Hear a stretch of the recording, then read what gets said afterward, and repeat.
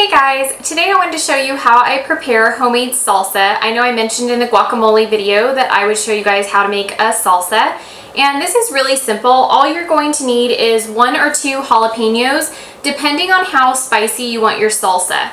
So you're going to need 1 or 2 jalapeños, a bunch of cilantro, and then I'm using 4 green onions. And then you're going to need Italian diced tomatoes. If you want to use the garlic tomatoes, that's fine. If you want to roast your own tomatoes and onions, that is fine as well. Go ahead and just roast those on a grill, and then we're going to put everything into the, I'm using a Vitamix today. You guys can use a Ninja, a Bullet, whatever you guys have, a regular blender.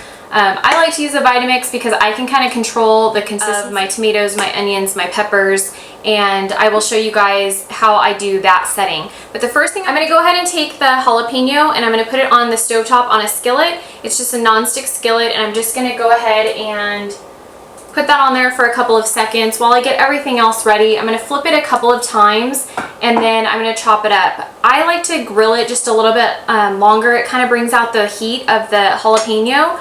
You guys can, if you want it hotter, go ahead and just, you know, put it on a little bit longer. I probably do it for like maybe 4 or 5 minutes. So I'm just cutting up the green onion. I'm just going to throw the stalks in there, and I'm going to use a little bit of the tops of the onion.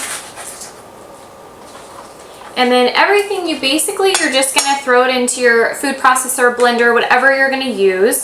So I will throw in the cilantro next. And then I'm using, just to make it easy, I'm using the Italian diced tomatoes, just 1 can. And like I said, you guys can use fresh if you want to. I'm just using this just because it's quick and simple and it tastes really good. So you're going to put your diced tomatoes, your cilantro, and I have the green onions in here. I'm waiting on the jalapeno. And then you're going to add your spices. If you want to use, this is the Flavor God Everything Seasoning Spicy. You can add this in if you just want a little bit more heat, or you can use like a garlic salt. This is the Garlic Lover Seasoning Salt, and this one has no MSG, it's low sodium. Or you can use your traditional garlic salt. It's up to you, whatever extras that you want to put into your salsa. If you want, you know, more heat, add a little bit more. Like spices, if you want more of that salty garlic, go ahead and add your garlic salt, or even add fresh garlic. So completely up to you. I'm going to add just a couple of shakes of the garlic. My garlic's almost out, so it's coming out kind of slow. So just a couple shakes, and then I'm going to go ahead and wait on the jalapeno, dice that up, and then put that in here. And then we're going to go ahead and blend it up. Okay, so I went ahead and I grilled the jalapeno, so it's completely grilled. I chopped it up a little bit because I do take some of the seeds out of it, just because I'm a wimp and I can't handle that much spice. So I take some of the seeds out just to kind of kick some of the heat, but then I do leave in a lot of the seeds on just a few, just so there is some of that like true salsa spicy heat. So the next thing we're going to do, I have all the ingredients now inside of the blender. And then I'm just going to put the lid on and I'm just going to pulse it. I'm not going to blend it. I'm just going to pulse it like a couple of times. I like my salsa still kind of chunky. If you like that real liquidy runny salsa, go ahead and maybe pulse it like once or twice. The Vitamix does it really quick. I'm not sure about other blenders, or I'm sure the food processor is pretty quick as well. But I'm just going to pulse it just a couple of minutes, or not minutes, a couple pulses. So I will pulse it and we will then pour our salsa.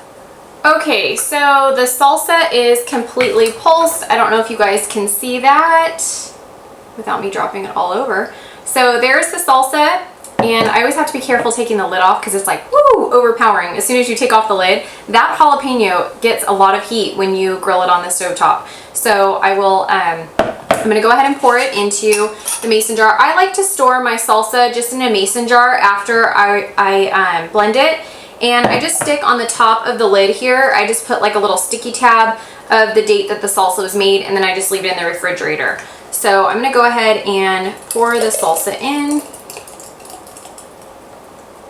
And it makes a full-size jar, and this salsa lasts a pretty long time if you just leave it in the refrigerator. So what I'm going to do is just put the lid on it, and there's our fresh salsa. And then, like I said, just put the date just so you know when you made it, just so it's fresh. And Easy peasy, it's all done. You can enjoy salsa with your chips, with your taco night, if you have Mexican food, or just on top of, I like it on top of cottage cheese. I use it in my egg whites. I love salsa, so I like to always have a fresh batch on hand. So I hope you guys enjoyed this video, and I will see you guys soon. Bye!